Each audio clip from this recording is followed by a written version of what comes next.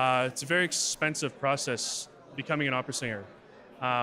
Just the training and putting yourself out there, going to places like New York, where it's like the mecca of show business, period, not just opera and classical music. Really, it's an invaluable opportunity, and I can't thank them enough for the opportunity and the experience of the whole event. So the encounter with Brett and the concert this evening. Musically, we're almost getting up to Christmas right now, so I've got Messiah's coming up in December, and then I've got a role debut in January, February. I'm doing Figaro and the Marriage of Figaro, so kind of looking forward to that. And this was my first time, hopefully not last.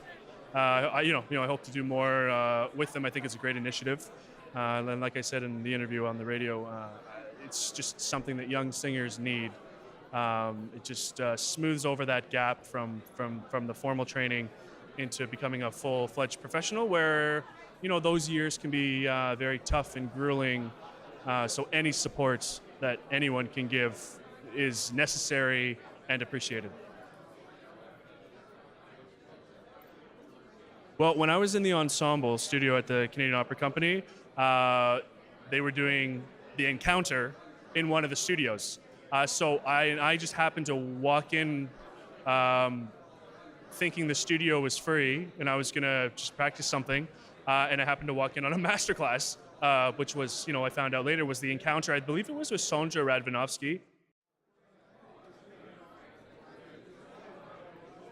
Tonight? Oh, that's not fair. There were at least 3, but Clarence was one of them, for sure. I think best because she starred in the Brat Music Festival's Carmen last season. So, yep, she was my favorite, and I know her, so yeah. The Sri Lankan guy, the baritone, and also the woman, the last female that sang, and also the other that had the Italian kind of the red shoe, when they was wearing the red shoes. I really enjoyed her. My favorite part of the night was actually the whole thing. My favorite part, to be honest, was the tenor singer and that young lady, the one who sang the last. Oh, the voices.